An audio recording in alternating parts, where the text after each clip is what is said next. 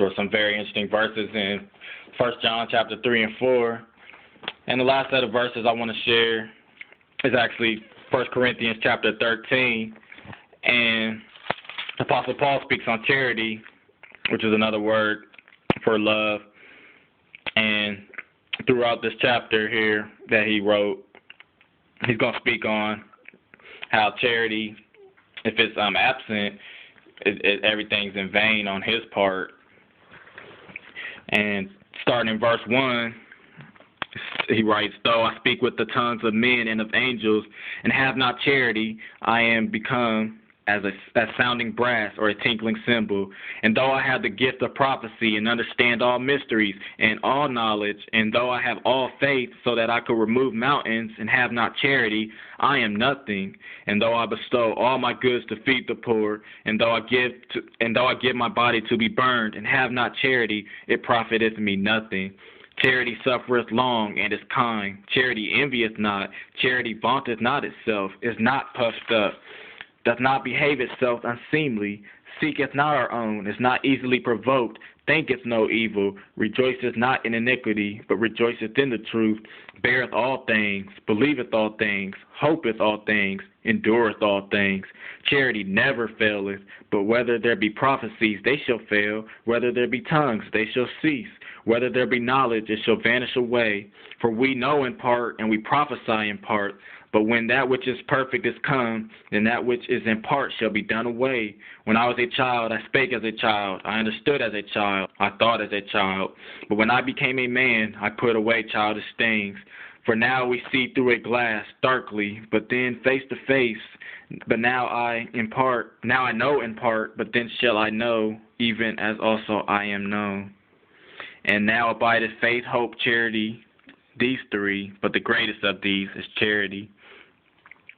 And it's looking at that verse 13, Apostle Paul lists faith, hope, and charity, and he even states that of the three, charity is the greatest of the three. And we know that, how important faith is. We're saved by faith, by grace through faith, and without faith it is impossible to please God, as the Bible tells us. And the second one, hope, the Bible uses the word hope in most cases in a different sense than what we do today. Hope is, as we use it, it's an unassurity. But this hope in the Bible is an assurance. It's not a wish or a guess. When the Bible speaks of the return of Christ and speaks using that word hope, but it's an assured hope. It's an assurity. We put our hope in God, not wondering. We know that He is a God of His word, and He never backs away from it, and that we can count on Him. So again, out of those three, charity is the greatest. God is love, and again, the love fulfills all of the law, and we're to love God with our all and love our neighbors as we love ourselves. So that's very interesting that as great as all three of them are, Paul writes that is the greatest. And earlier in the chapter, Paul mentioning all these wonderful gifts, and without charity is in vain. To have the gift of prophecy and understand all mysteries, all knowledge, have all faith. Without charity, it profiteth nothing. Even in verse 3, he goes on to state that feeding the poor, giving his body to be burned, it profiteth him nothing without love. And people who are mad at love and want nothing to do with it, we're not speaking from a relationship sense.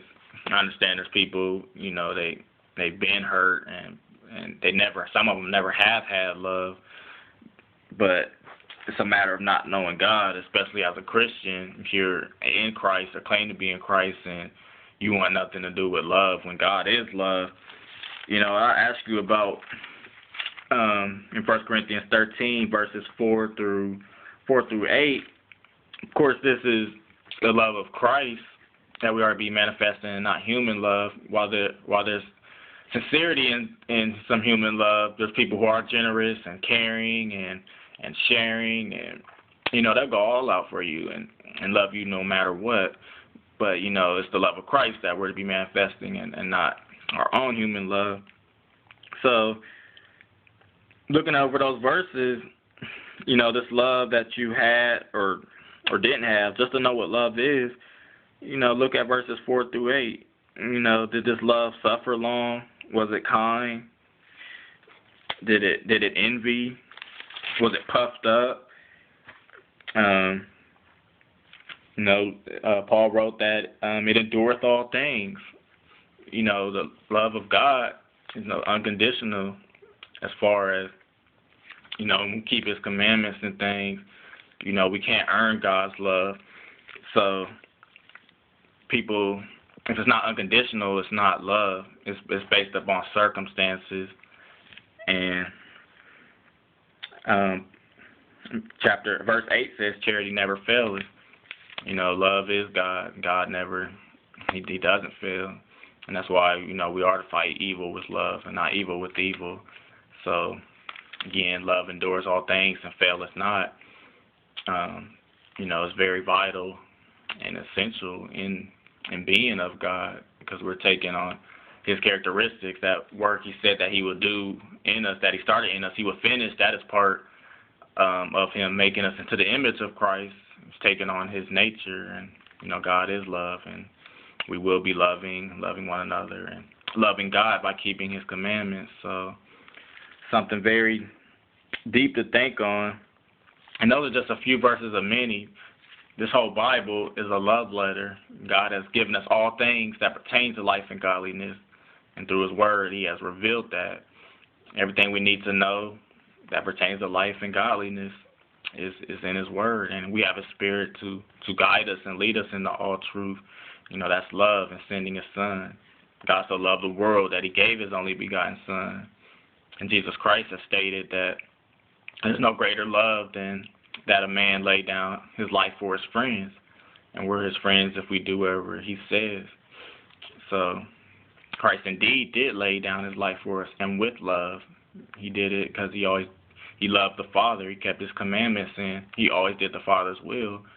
And He loved God's children. He didn't do it hatefully. Even when He was praying, right before He was to be betrayed, of course, He'd asked, is there another way? Then if there be another way, then let it be so. But your will be done, not mine. Because knowing what He's about to go through, all that persecution, He didn't deserve, but God's will be done. That was love, to lay down His life for us. It pleased the Father to bruise His Son, because He loved us that much, and that was the only worthy atonement to take our place for sin. So, to deny that love, just like it says in John, we don't love God because of we loved Him first, but because He first loved us. That alone, to give us life and reconcile us back to God, and to be God's, we should want to love and see how great love really is.